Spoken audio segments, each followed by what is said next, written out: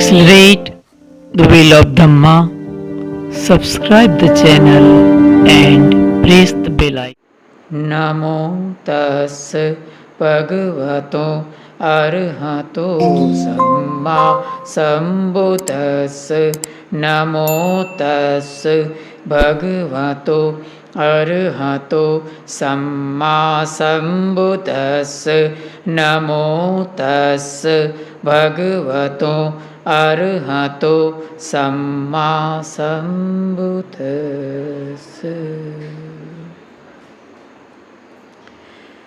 भगवान तथागत सम्यक संबुद्ध के चरणों में तीवार अभिवादन।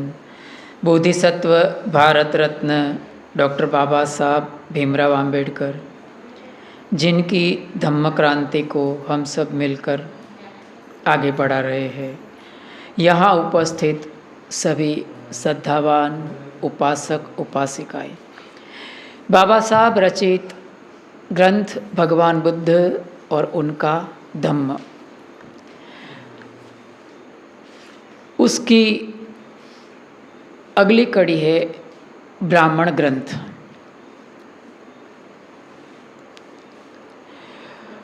वेदों के बाद उस धार्मिक साहित्य का नंबर आता है जो ब्राह्मण ग्रंथों के नाम से प्रसिद्ध है।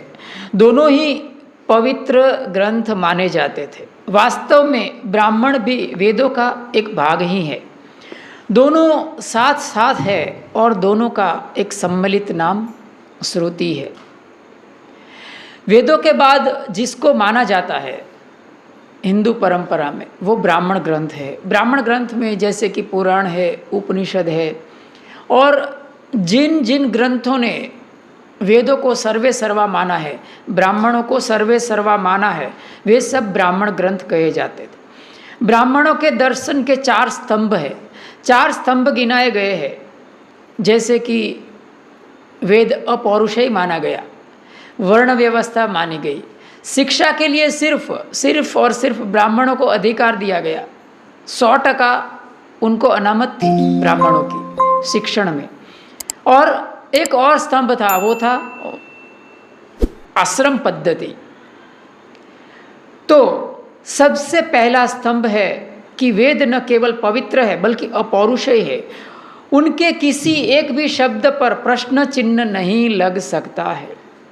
सबसे बड़ी विटंबना ये है कि वेद को अपौरुषेय माना गया। ये किसने माना? ये ब्राह्मण ग्रंथों ने सिद्ध किया कि वेद है वो अपौरुषेय है। और इसी के कारण जातिवाद की जो समस्या है उसके लिए बहुत बड़ा प्रश्नार्थ चिन्ह खड़ा हो जाता है, क्योंकि सुधारे की, कोई करेक्शन की कोई संभावना नहीं रह जाती है, कोई नवीनीकरण की, कोई मरम्मत की वेदों के अंदर कोई संभावना नहीं रह जाती है। जबकि आप बुद्धिज्म में देखिए, बुद्धिज्म में संगायन की पद्धति है। आज तक संगायन कितने हो गए? 6 संगायन हो गए।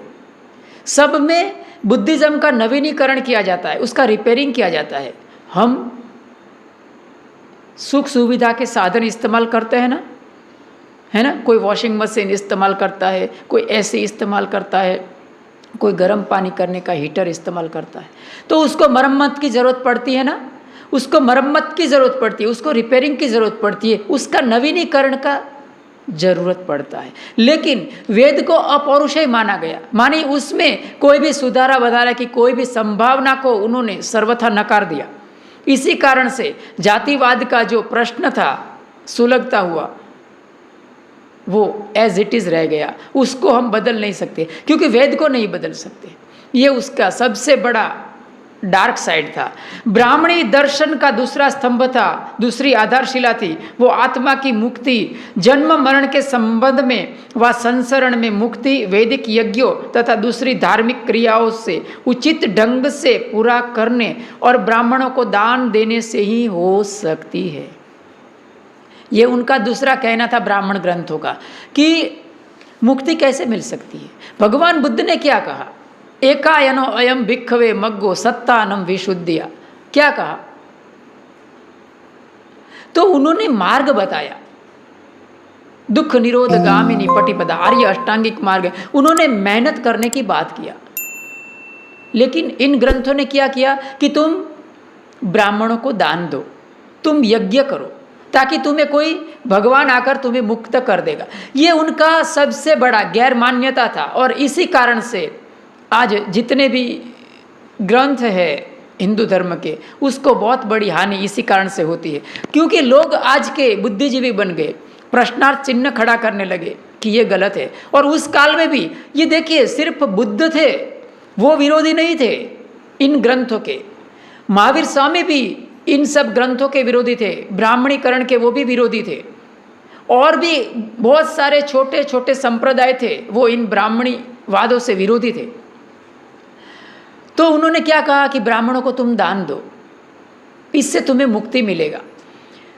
ब्राह्मणों के पास न केवल आदर्श धर्म की ही कल्पना थी, बल्कि उन्होंने अपने एक आदर्श समाज की भी कल्पना गढ़ दी थी। उनके पास कल्पना थी कि आदर्श समाज कैसे बनता है, और उस आदर्श समाज व्यवस्था का नाम था वर्ण व्यवस्था।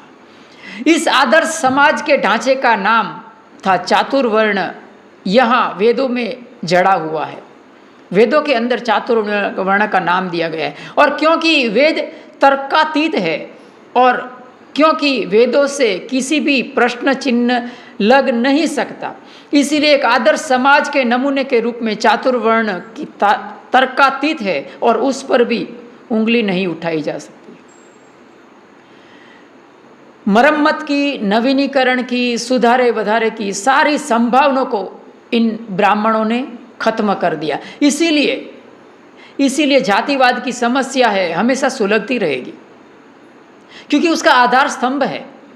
ये लोग कहते हैं ना, लोग बहुत सारे लोग आपको मिलेंगे, देखना कि जातिवाद है ना वो तो कर्म के आधार से नक्की होता है। ऐसा मिलते हैं ना बहुत लोग कि ऐसा बोलेंगे कि आपको जाति है ना वो कर्म से नक्की होता है, ऐसा कहते हैं। आप तनिक सोचिए, कर्म एक खराब कर्म करने वाला ब्राह्मण है, हा? एक ऐसा व्यक्ति है कि जो सब तरह का गंदा काम करता है, चोरी भी करता है, जुआ भी खेलता है, शराब भी पीता है, व्याभिचार भी करता है, सब करता है। वो जन्म से ब्राह्मण है। उसको पूछेंगे कि तुम कौन सी जाति के हो, तो क्या वो ये बोलेगा कि मैं दलित हूँ? ये क्या बोलेगा? वो ये बोलेगा कि मैं ब्राह्मण हूँ। कभी खत्म हो नहीं सकता है। और कोई, जैसे कि कोई दलित समाज का है, हा? उनको पूछेंगे, बेचारा बहुत अच्छा है, भला है, सदाचारी है, विनयशील है, उनको पूछेंगे कि तुम किस समाज से आते हो, तो वो क्या कहेगा?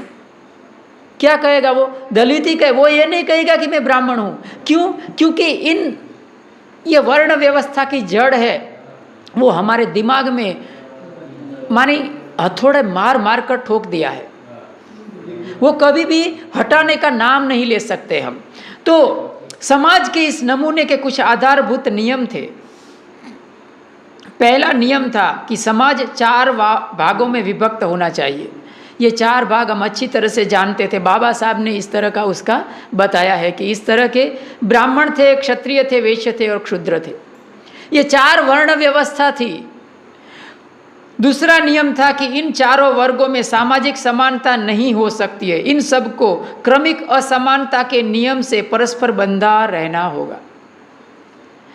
तो इसके कारण से एक समाज का एक वर्ग है वो पूरी तरह से हर तरह का सुख सुविधा से, जीवन जरूरियात से वो वंचित रह गया।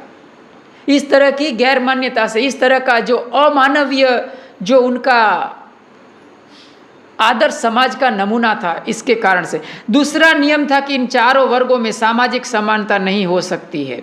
ब्राह्मण सर्वोपरि, ब्राह्मणों के नीचे क्षत्रिय, किंतु वैश्यों के ऊपर क्षत्रिय के नीचे नीच वैश्य, किंतु शूद्रों के ऊपर सबके नीचे क्षुद्र। मानी सबके ऊपर ब्राह्मणों ने ऊपर बैठा दिया। देखिए ये कितनी शातिर कौम है।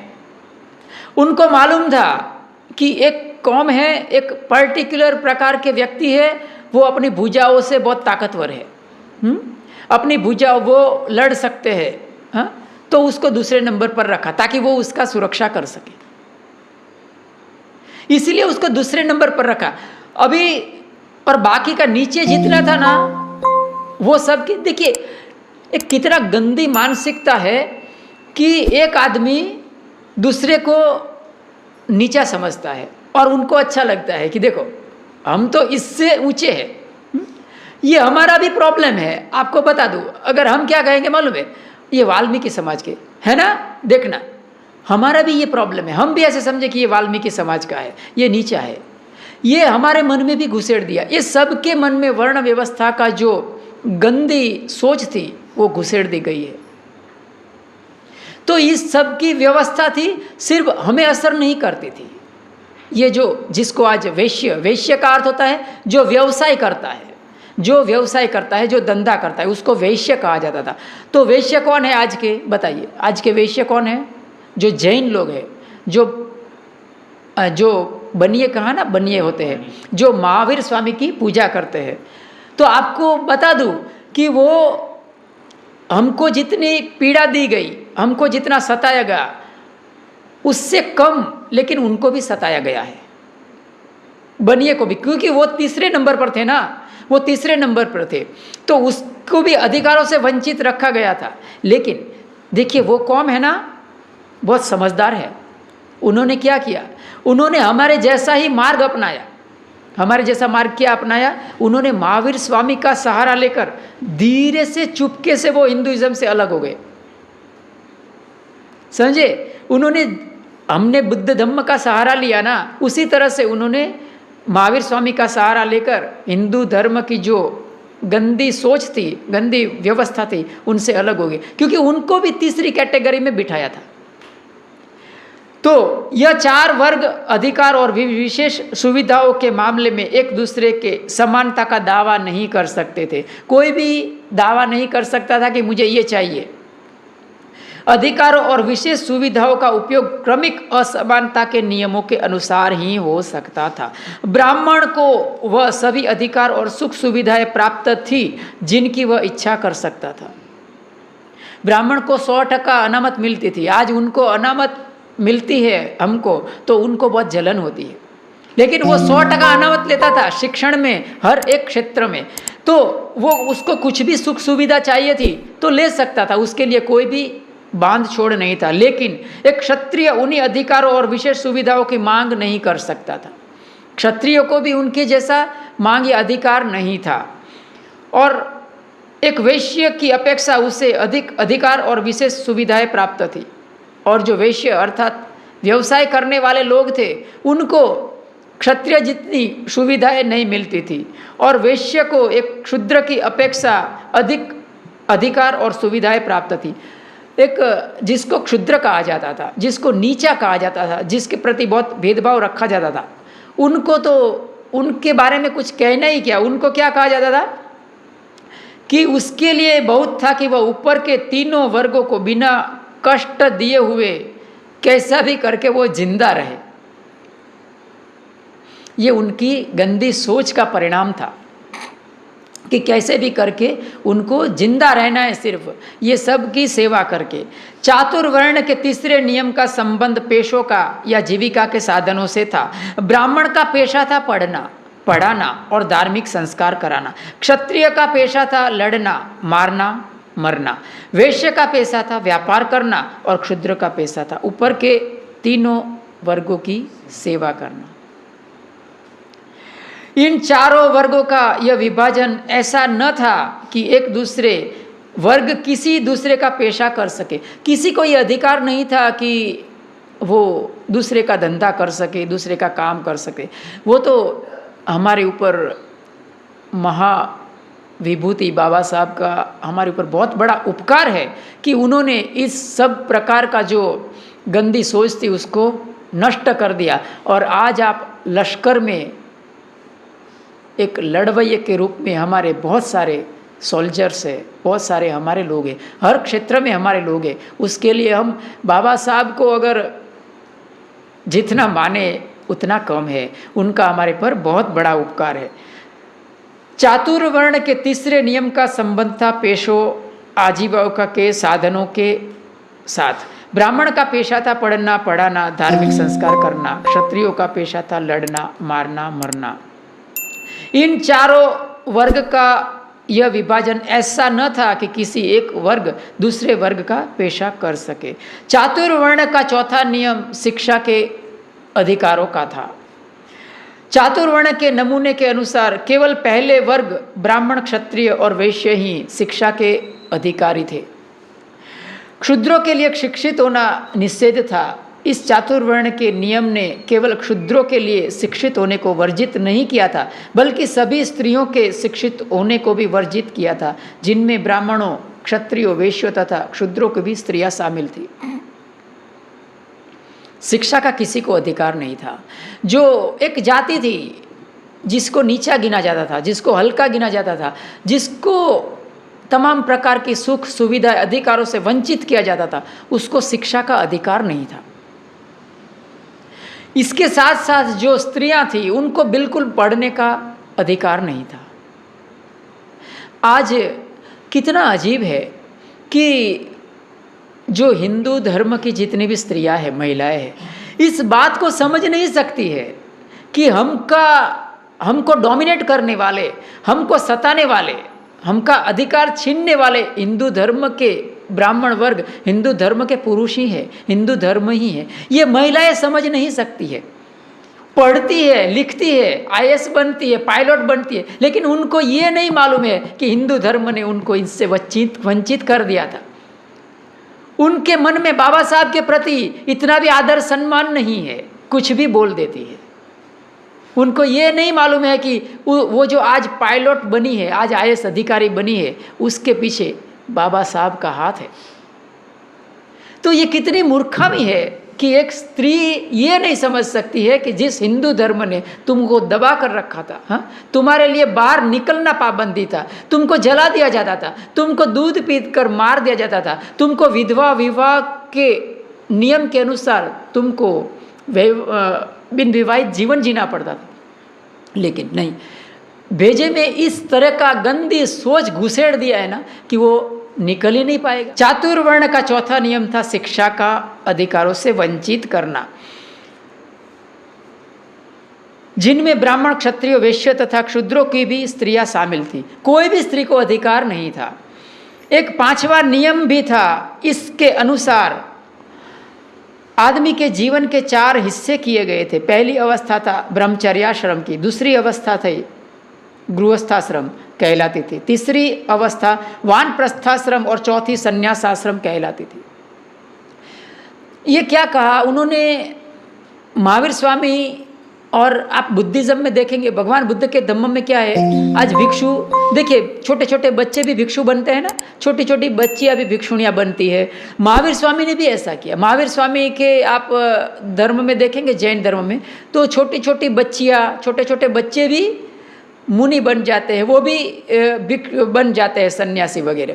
लेकिन हिंदू धर्म में ऐसा नहीं था। हिंदू धर्म में क्या था, प्रथम जो 25 साल तक ब्रह्मचर्याश्रम, यानी कोई गुरु के सानिध्य में रहना पहले 25 साल, और उनकी सेवा करना, वो जो सिखाता है सीखना। उसके बाद का जो 25 साल है, वो 25 से 50 साल वो गृहस्थाश्रम में रहना, शादी करके, विवाह करके ये। और उसके बाद का जो 25 साल है वो वानप्रस्थाश्रम। वानप्रस्थाश्रम यानी वन में जाकर रहना, वन में जाकर उनको रहना है किसी गुरु के सानिध्य में। और उसके बाद जब ये दांत गिर जाता है, बाल सफ़ेद आ जाते हैं, जब ये लकड़ी का सहारा जरूर पड़ता है, तो ये पीछे का जो 25 साल है वो सन्यासी बनना। मानी जब भी फूल मुरझा जाता है ना, जब ये फूल मुरझा जाता है तभी बोला भगवान को चढ़ाओ। ये बहुत ही बड़ा बनियापन है। तो इस तरह की उनकी मान्यता थी। इन आश्रमों से 3 ऊंचे वर्गों के पुरुष मात्र लाभान्वित हो सकते थे। क्षुद्रों और स्त्रियों के लिए पहला आश्रम वर्जित था। इसी प्रकार क्षुद्रों और स्त्रियों के लिए अंतिम आश्रम भी वर्जित था।